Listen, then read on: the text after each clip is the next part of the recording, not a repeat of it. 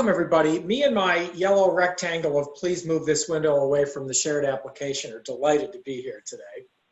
And I am Chris Harold, and I lead the marketing team at Mohawk. And today, you know, what we'd like to do is share with you the story behind and the details surrounding this new product called Renewal. And to Jill's point, yeah, maybe we're a little crazy to do this. It's a project that started about a year ago, and we had a whole bunch of forward momentum and some incredibly exciting new product to introduce. And we really did. It's not only that we didn't want to miss Earth Day, but collectively we felt like if there's ever been a time that we need to deliver something that's bold and new and gives all of us a sense of looking forward, this is the time. So we continued to kind of press on and bring this product to market that we're very, very excited about. So, what we've done is we've kind of hung a tagline on this product called Mohawk Renewal, and that tagline, as you see here, is sustainability with a story. And, assuming it is a story, which we really feel strongly that there's a big story behind it, what's it all about and where does it begin? Really, this is about us writing the next chapter in our environmental story, which really, it reaches back almost 40 years. So, let me take you back in time to get us to here today and what we will, have at your avail moving forward. So, in the 1980s, there was at that point, a relatively new government agency called the EPA, started in 1970. And in the 1980s, Mohawk established an Office of Environmental and Government Affairs. And at that point, that was led by, built and founded by a guy named George Milner, brilliant guy, who really, the objectives early in these 1980s days was, let's stay out ahead of what's coming environmentally from a regulatory perspective, but also from sort of a sociological perspective, like what's resonant in the marketplace today. So that's sort of the foundation, or if you will, like sort of the first chapter.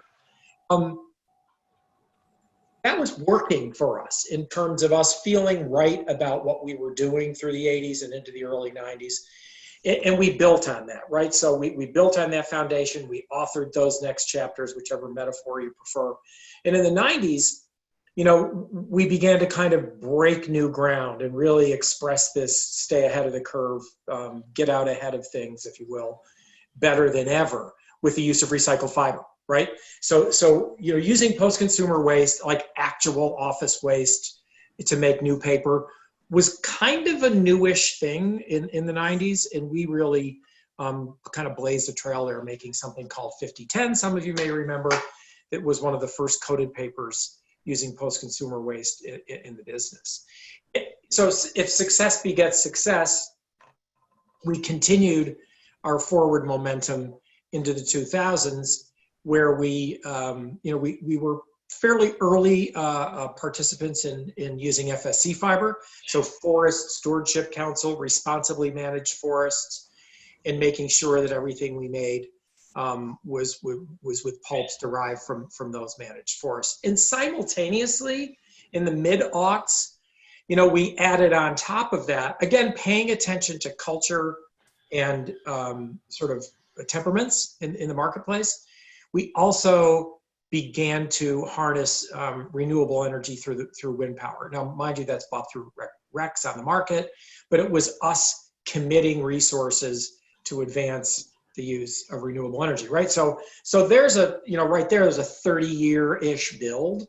And then today, we're taking kind of a pretty bold step. And that step looks like this. If in the past we were paying attention to, what's happening in culture, what resonates, we're really building on that and doing the same thing today. And what we're looking at today, and what we're doing in Renewal, is using alternative fibers, the much vaunted alternative fibers. So in other words, things that are not wood fiber, which is what we traditionally use quite a bit of, right? Most of what we use besides post-consumer waste, And how did we get there? Why did we start doing that? Well, you know, it started with us kind of answering the call for an increasing number of emails and calls and conversations around people looking for hemp fibered paper specifically to do cannabis packaging, CBD packaging, other sort of collateral materials around those businesses in an effort to have paper that amplifies the message around the product itself, right? So that's, I call that a year ago, but roughly a year ago, we started down that path looking at what it looks like to source hemp fiber. Fascinating. I won't bore you with all the details, but we made a lot of progress. And that image on the left is what represents the hemp with those hemp leaves, right? While we had embarked on that investigation around hemp fibers, we became aware of, or maybe better said, we paid closer attention to, a mill out in southeastern Washington state that had opened up, Columbia Pulp, who was taking straw out of the wheat fields in southeastern Washington and making viable pulp out of it, right? So here we are in a full-blown hemp investigation. We become aware of and test some of this crazy new straw fiber with great results, and said, you know, there may be the makings of something interesting here. Again, if we're authoring a new chapter, the chapter began to take form. Hemp as an alternative fiber, straw as an alternative fiber, and then this image to the right, which you've seen us use in, along with these other two in our social teas, cotton textiles, right? So reaching, if you will, into the waste stream of fashion and clothing manufacturing, and pulling out the waste bits of cotton to reconstitute and repurpose into making paper. So the net of it is a totally new product, right? That we're calling Renewal.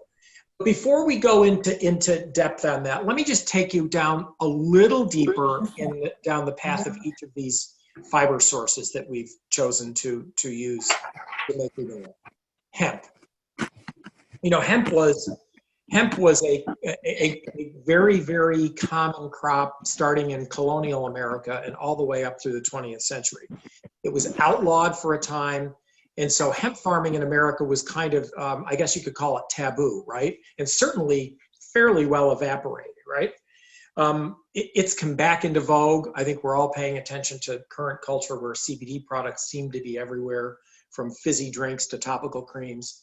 And certainly, you know, legalization of cannabis, a sister crop, is cropping up everywhere. So, you know, we began, as I mentioned earlier, to go down a path looking at what hemp fiber sourcing looks like. Here's a hemp farm. These farms are all over the country now. I mean, this is a shot. It may be from a big farm in Kentucky that we've gone to, actually. So they're out on the West Coast.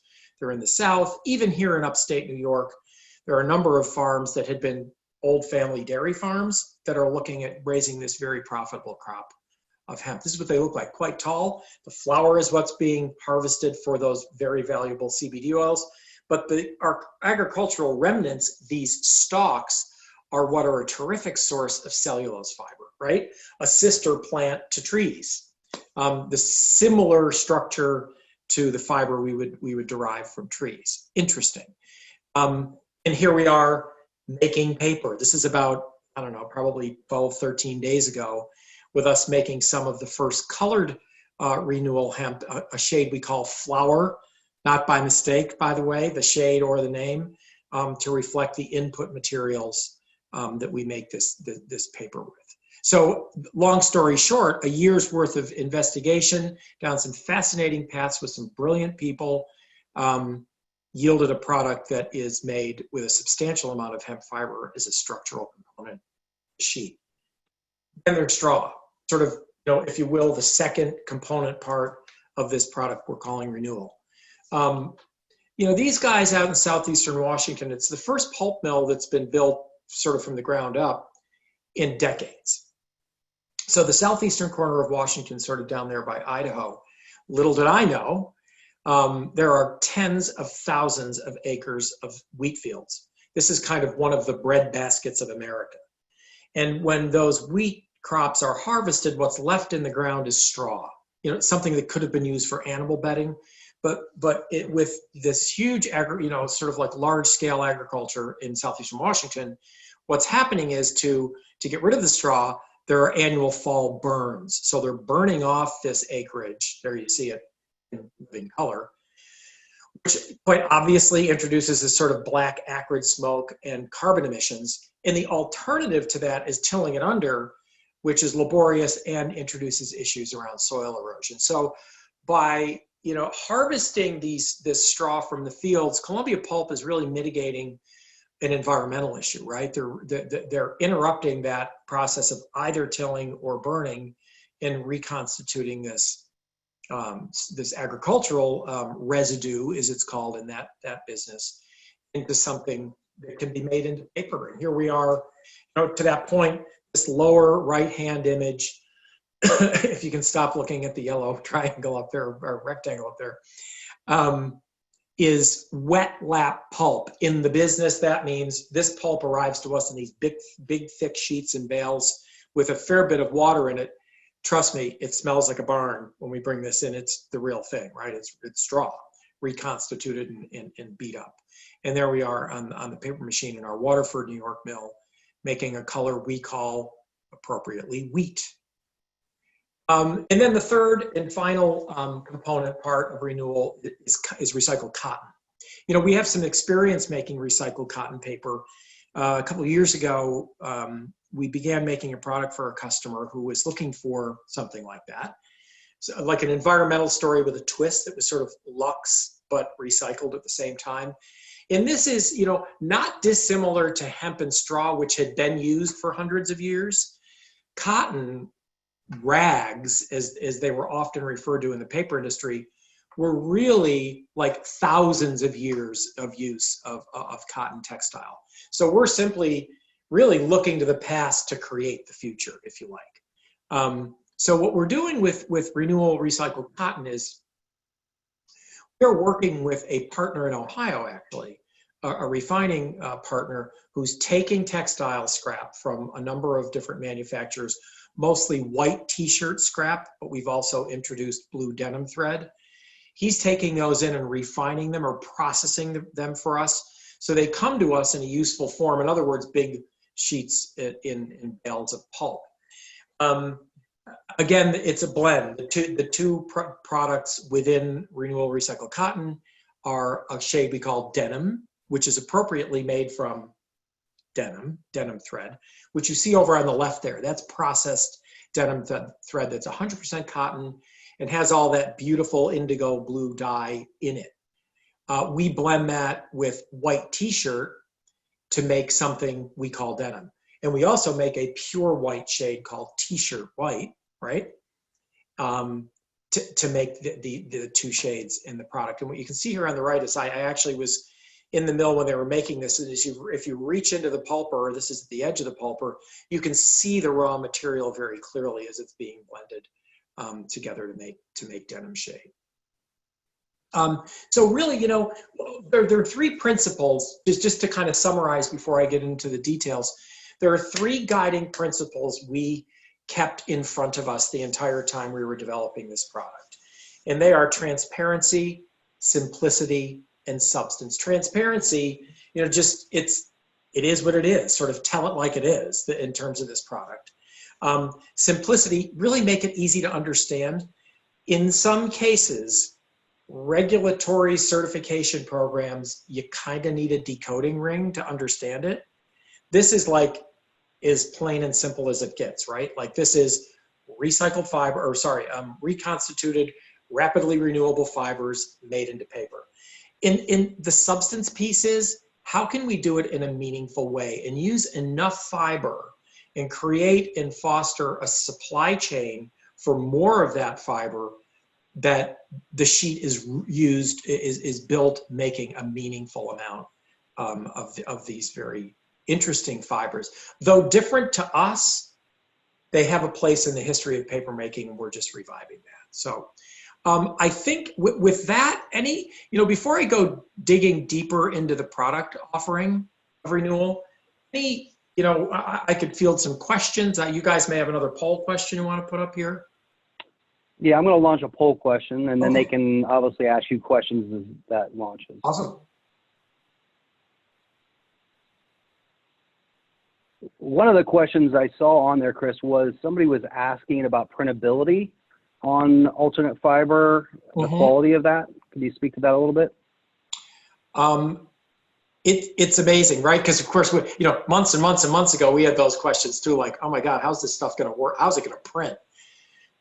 The results we've had so far are just astonishingly beautiful. So in other words, it's what's so amazing, and of course it was the objective. How do we use these fibers in a meaningful amount and have it perform and put our name on it and be proud of it? Literally offset, beautiful. Digital, spectacular. Like coming off an indigo, like 30% straw fiber paper at the end of an indigo 12,000, like impeccable. Same with cotton. Denim as well. Even though it's got this super interesting textural surface you can see there in this image, it really prints beautifully. And of course, we wouldn't have wanted to go to market with it if it weren't useful, right? If it weren't fit for use, if you like. Okay, so there's someone. Sorry. Slack channel live.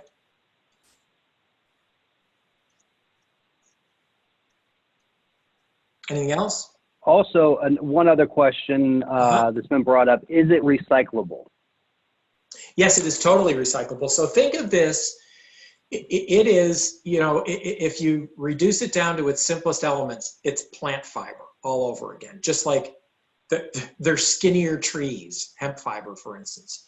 They're all totally recyclable. It's basically, at its most elemental, it's cellulose fiber, just like pine or maple, the stuff we've used for decades to make paper, or like post-consumer waste. Great.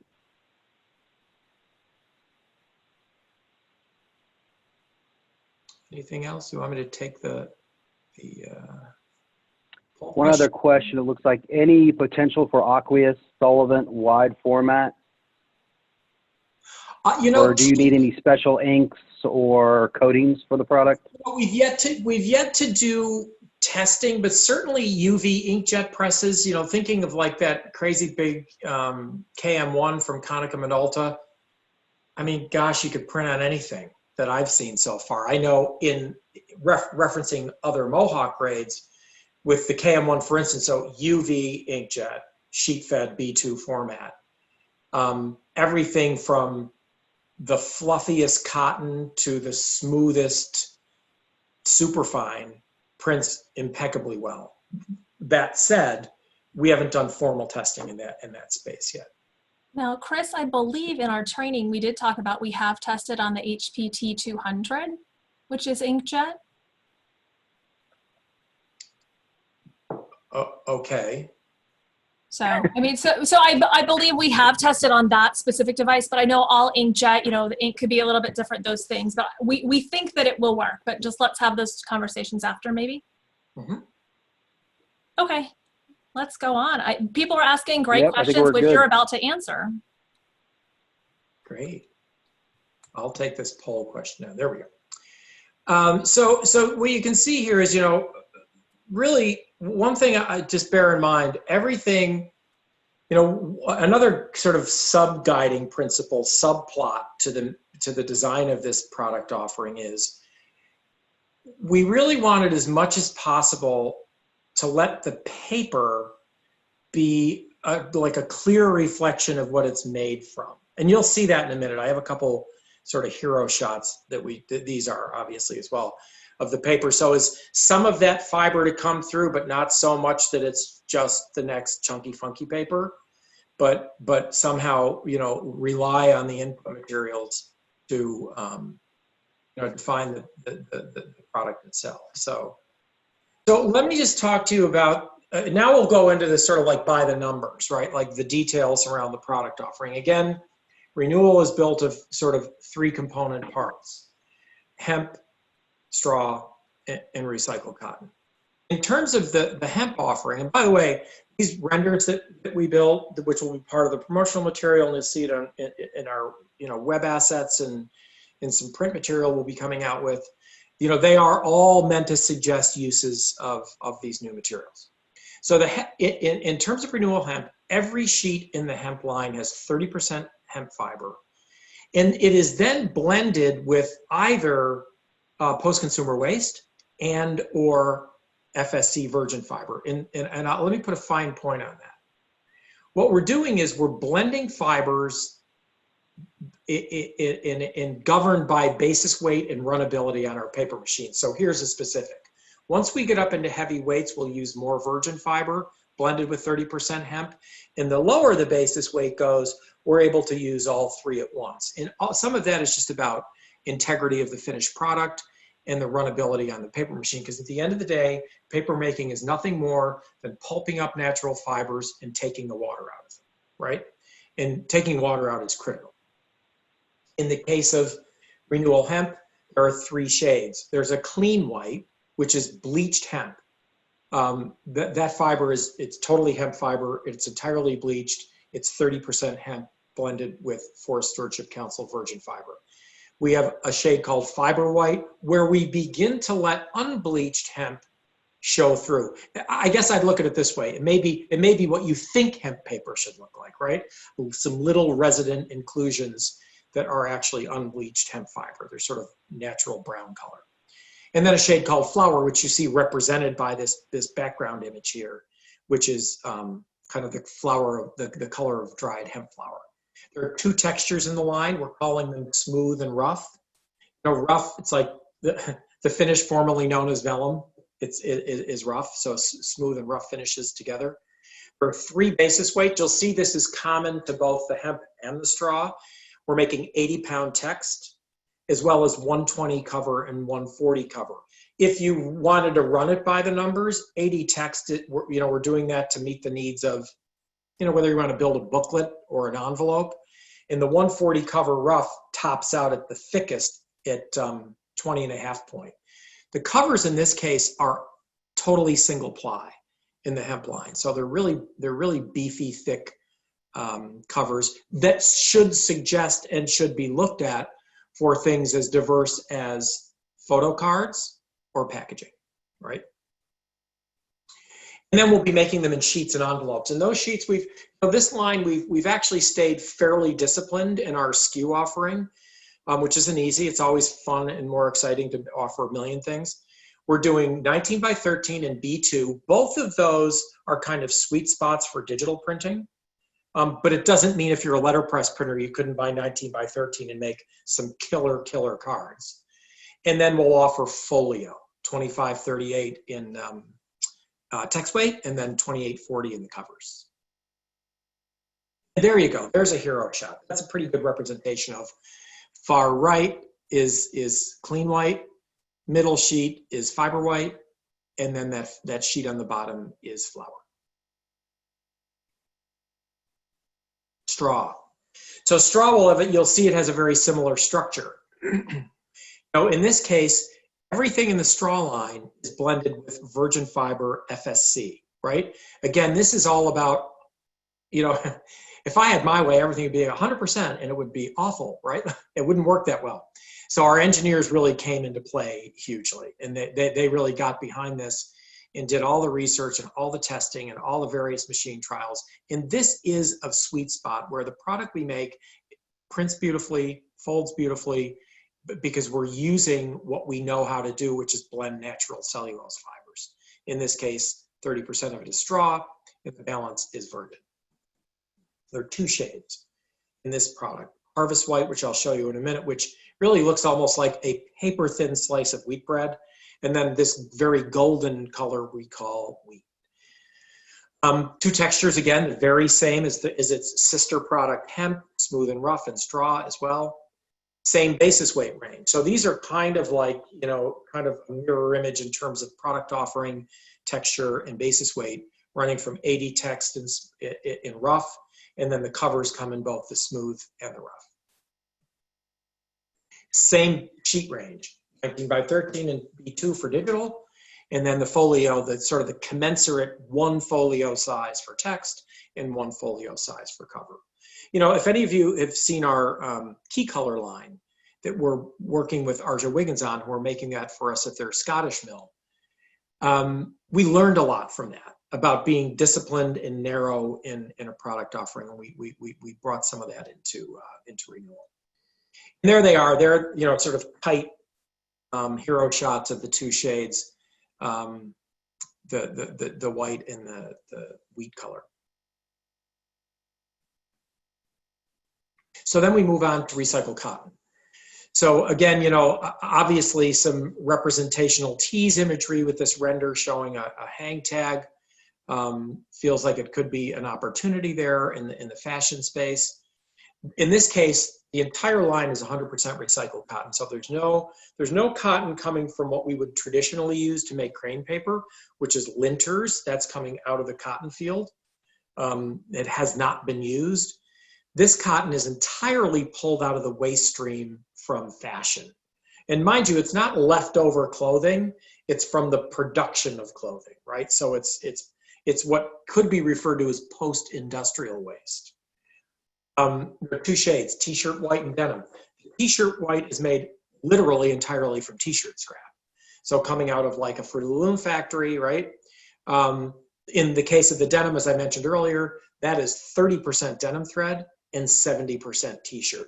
What I find fascinating about this, and I'll talk about it in more detail, is the way we derive that blue in the denim that I'll show you in a hero shot here. In this case, we only have one texture rough. Why did we do that? We wanted it to feel like what it came from. We didn't want to polish or calendar the surface much because you begin to lose some of that, that tactile resonance. The minute you touch this, trust me, it feels like what it's made of. It really feels like it came from cotton fabric. A little bit of a different basis weight range here. I draw your attention to the two ends of the spectrum, 80 text in the 120 double thick cover. 120 double thick cover is what we have a lot of experience making out of cotton textile. 80 text we built in, assuming there would be a need for envelopes. There could be a need for, say, marketing collateral for a fashion brand that you could build out of 80 text. And then in the middle, you know, the reason we offer this kind of neither fish nor fowl 60 cover funny basis weight is really to get us to 120 cover. Recycled cotton textile is a little challenging on a paper machine. And so in order to drain it and form it so it's beautiful and prints beautifully, our top stop at this point in time is about 60 cover. So we stop there, we put it in a carton for you to use, but more importantly, we're building this very rigid, beautiful, thick cover paper out of 2 sheets of that. 60 times 2 is 120, right? Sheets and envelopes, same size as the other 2 products, 19 by 13, B2 size for things like the Big Indigo, for Konica Minolta, and folio. The same folio sizes as you would see in the other.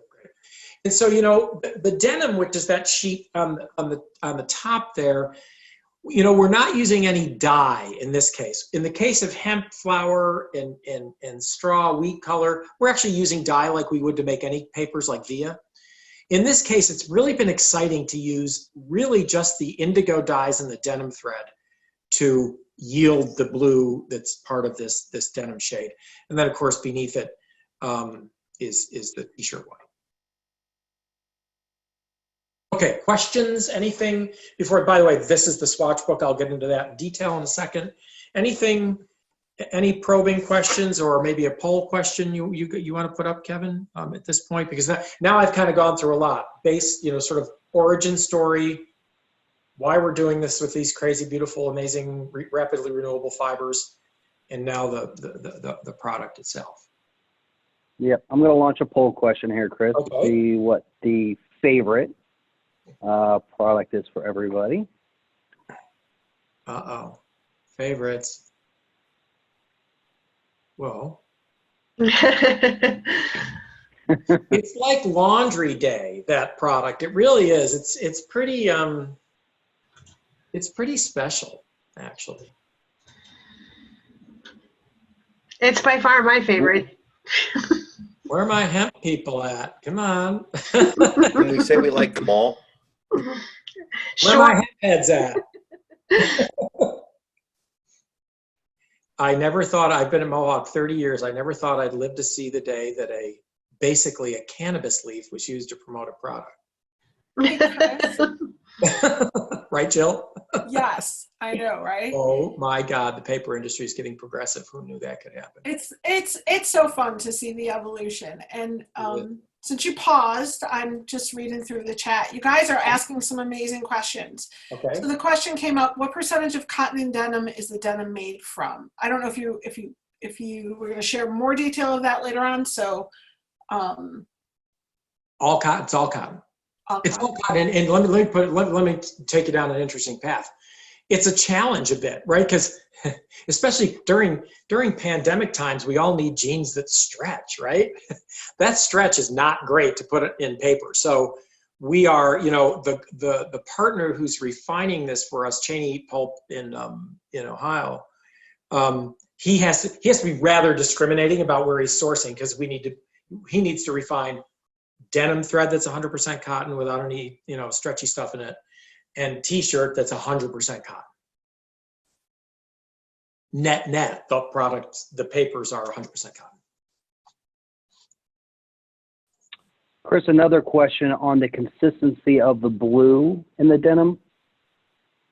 Yeah, what we do there without the use of traditional dyes that give us a different level of control, what our guys are doing is just tweaking around that bubble of 30%, right? So we give them some leeway in terms of how much they're using to stay within, as we have on any product, an upper and lower controls in terms of shade. But the other side of that coin is there's this sort of beautiful built-in variability. Like you'll see when you get to see the product, which I can't wait to get in front of all of you, just these teeny tiny resonant bits of white t-shirt. Like, so there's like variability in the best possible way. So it feels like it's actually a reflection of what it was made from. But color consistency, yeah, it's pretty consistent across the run, because our guys couldn't live with themselves if we weren't. Another question on embossing and foiling. How does it perform? Beautiful. The cover of the swatch book that you're seeing there. In fact, I'm going to take the poll question down so I'm sure everybody can see this. That cover, the Mohawk Renewal name and the logo and so on, are white foil. We did a glossy white foil. So beautiful. Much like it's, any of its sister, like Crane Cotton papers, it foil stamps beautifully. In the others, we got interrupted by all this madness around us just as we were going into full-blown engraving and letterpress and foil and pigmented foil and metal, shiny foils. So we have to finish those, but there's no concern on any of our part that it's not going to perform like Via or Superfine, right? Because of the properties of the sheets. Another question around certifications like FSC, Wind Power, the logos you can put on it. Wind Power, yes. FSC to a degree, yes, because some of the fiber, it depends on what you're using. But the good news is there's like no certifications for this stuff. And that's not about not wanting them. It's like, it feels like at least we're carving a new path. So this is like new territory. There's no like hemp leaf or straw, wheat shaft or anything like that. There's no, by the way, to whoever asked about the foil, there's a test for the cover of the swatch book. That's not an ad for a printer. That's just what they use. So the foil looks beautiful on it. Another question around the denim and cotton. We said it's recycled. They're asking, where do we get that from? Most of that, that's our partner who's sourcing that. So we're buying it all from a guy that's refining that fiber. Most of the textile waste is coming from Central America and even Caribbean countries. So it's sort of like North America, but it's coming from these factories that are making both tees and denim. So it's not coming from China, though. It's not coming all the way across the ocean. Gotcha. Well, I think you could talk about the swatch book now. Looks like that's most of the questions so far. Jill, this is your favorite part. Me, Chris. So the swatch book, so this, you know, again, we really wanted to announce on Earth Day, right? So 50th anniversary of Earth Day, it felt right, it was right. We had, you know, 600 of our closest friends between Earth Day and sort of an encore performance, right? And so that was good, right? So we're just coming off machine a couple of weeks ago on the paper. We're on press right now. These swatch books come out mid-May. So this is effectively your preview of the product, and absolutely encourage you to work with Team Millcraft and Mohawk in whatever locale you're in to make sure you get one of these. I'm going to do this just as fair and unfair. This is the, you know, I get the first one, the paper dummy. Paper dummies rule, by the way, right? I mean, paper dummies are important. We go through a lot of these things, but this is the first one. You know, we build starting with white paper just to kind of get size and shape and scope and structure and so on. But this is the actual paper made into a dummy. One thing that's remarkable about it is what you'll see here is this is hemp flour. This is straw wheat color, and this is of course the denim. This guy right here, you know, we've asked the printer, like we often do with a lot of our swatch books. This is, can you see this? I'm not looking at my camera. This is 120 cover that's been laminated by the printer. And it is, you could build a house out of this stuff. So, by the way, not by mistake, this should suggest packaging applications.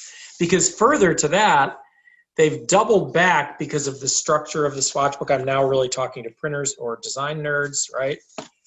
Hey, So Chris, this is 72 point. can Yes. I interrupt for 1 second? Because we are still in, you're still sharing the screen for your presentation. So your close-ups of the swatch books are tiny in the little grid. I don't know if you want to toggle, or you could share afterwards. I'll share afterwards. It's amazing. It's amazing. So anyhow, so there's the swatch. As you can tell, I'm excited about the swatch book. In the swatch book, we've done something a bit different. So obviously, you know, if you're familiar with Mohawk swatch books, we've taken some license. That's our, you know, that's our prerogative to do that. And started using colored paper with this on the cover of the swatch book.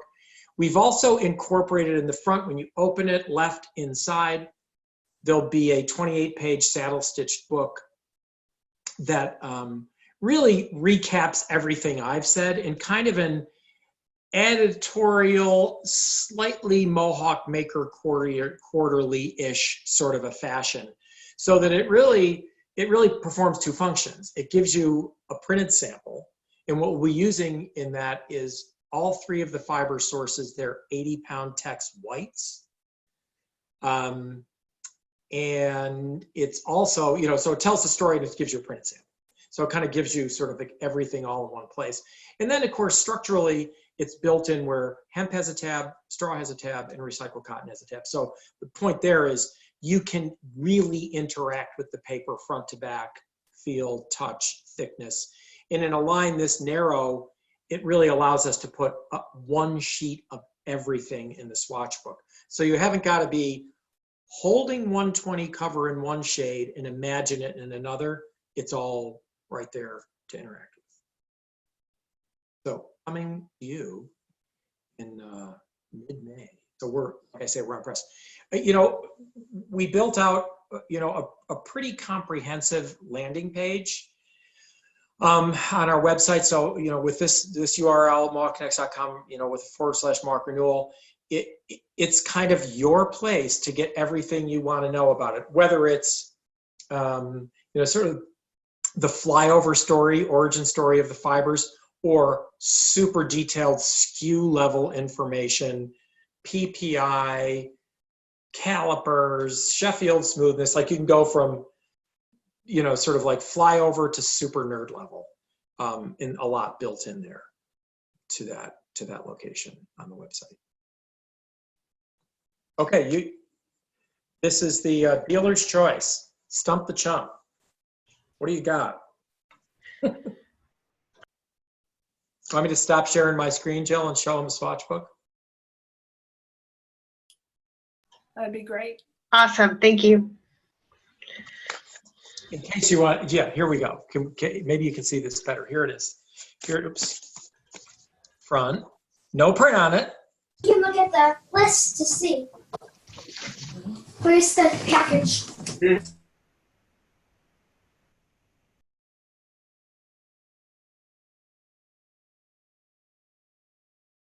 And it just is really, I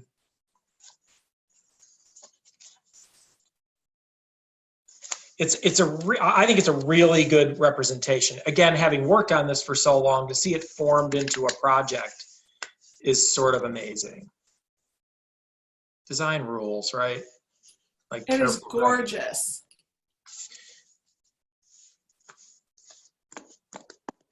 So, questions, comments, bored to tears?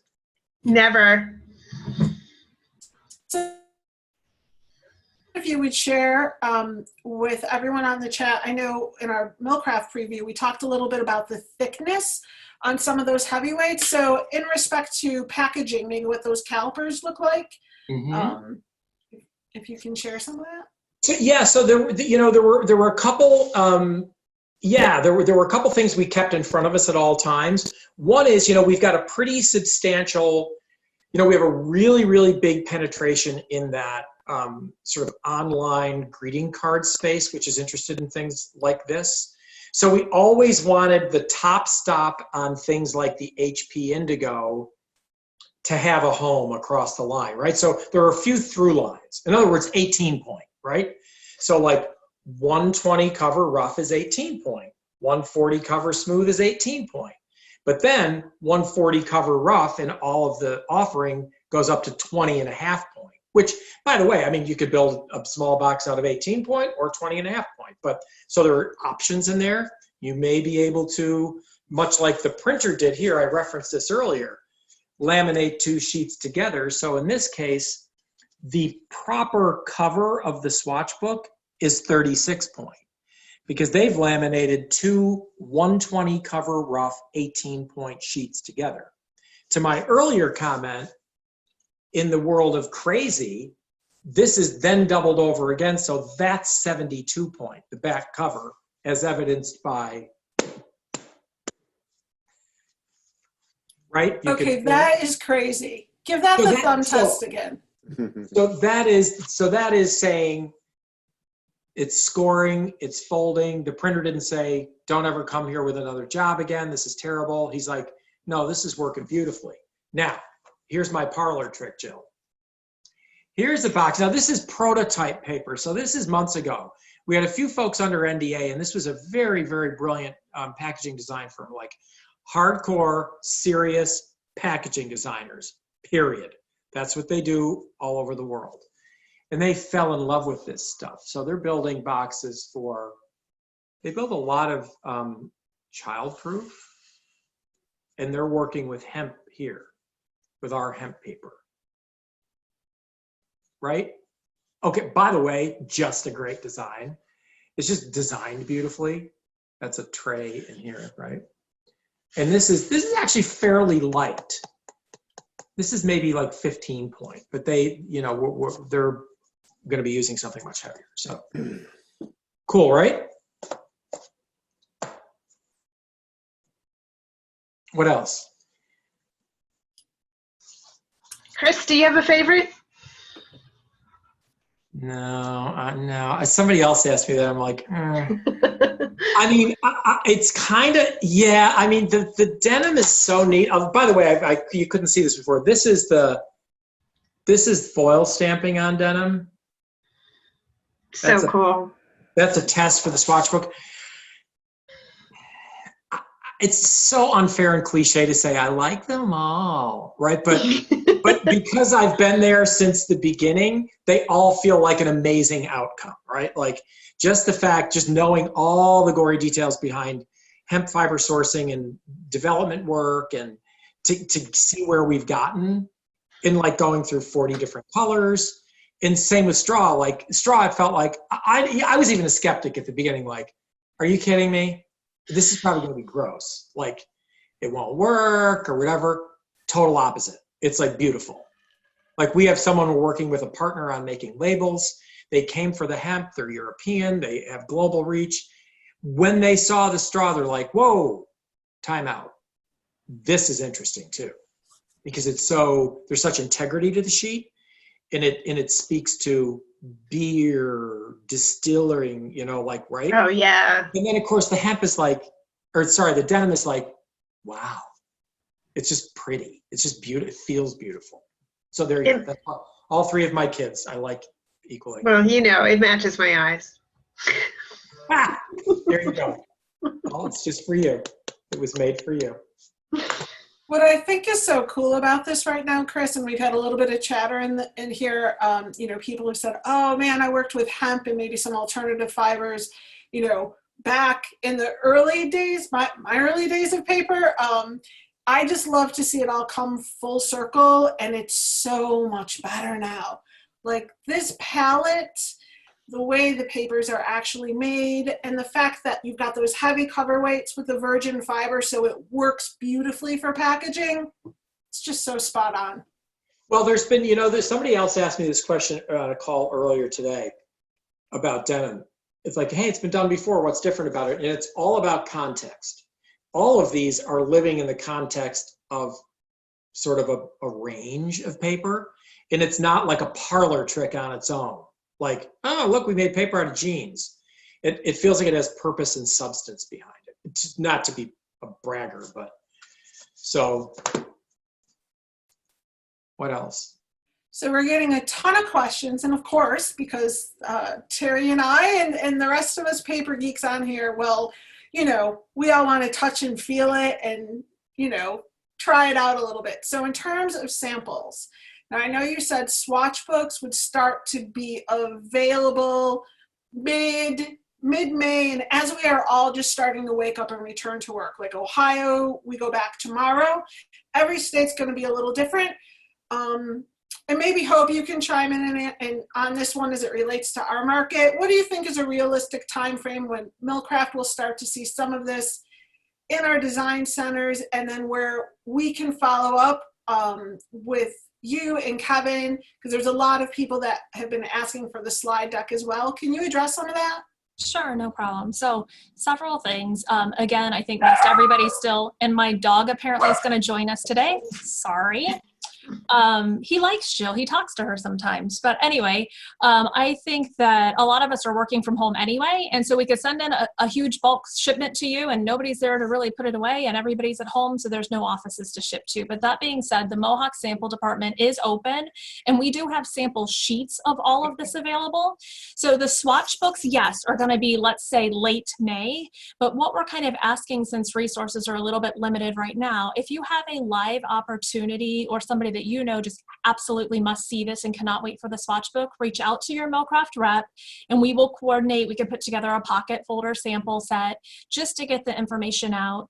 We also have PDFs of the cell sheets that kind of just tell you about the caliper and the sizes and those details. We can easily send you those if that's helpful. And with the presentation, we would, not saying no to this, but we would really, really love to have this conversation with you guys if it is your customer and you want to do a joint call.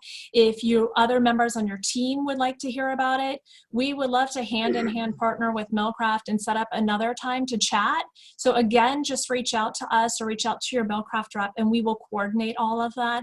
But everything you've seen, Jill also typed back in case you guys mentioned it, this is recorded. So this will come out in an email from Millcraft tomorrow. So if you want to look at the recording or share it with someone, that's available too. And if you don't mind, I'm going to take a second because someone pointed out to me yesterday and I was really excited, a printed piece that we already did that was talking about this product before you guys even knew that it was out there. And that was actually a piece that was within the Maker Quarterly 15, and there's Oliver again. And that piece was the waste not piece, if anybody has seen it. And so it's a text weight, and it's all talking about companies who are taking product that would be going into a landfill, and instead they're reclaiming that and they're using that to make products that they then are selling or using for marketing. And a specific company is in here called Moo, if you guys have heard of them online, and they talk about developing a t-shirt cotton product with Mohawk. Very, very interesting. It's almost like we know what we're doing. Shh, don't tell him, Chris. So that being said, if you missed this one, it's amazing. 16 is out if you haven't seen that, or if you have any other topics or you're working on a live project and you want to talk. This is the new norm until we all get to break free from jail, also known as home office. So reach out to your reps. We are glad to have a conference call or a video chat or whatever you want to do to help you work on your print projects and get some inspiration. So I'm going to mute myself again. And the other thing I just want to piggyback onto that. So as we do, I know there's a lot of interest. And if you guys are starting to work on jobs, we definitely, I'm going to speak for Mohawk on this as well. We would love to know about it, get some samples, perhaps an opportunity for a buy-in. Again, I'm so excited about this grade. I just think it is stunning. The ideas, the projects are swirling in my head. Thanks, Chris, because it's going. Hey. But so again, and really we know how much it helps to actually see the real world projects. So the more you guys can share with us, the more we can give back and share with you all.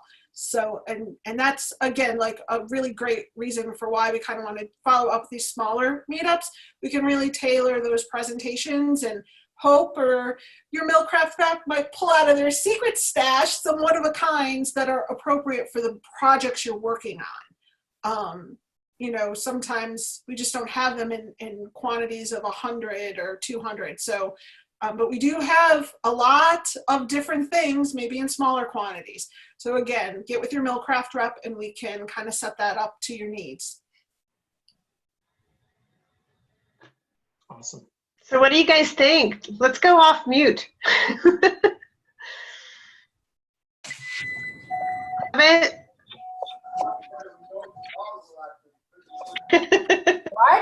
First, I'm going to get feedback now, but The dogs are where? Maybe we'll go back on you. that didn't work.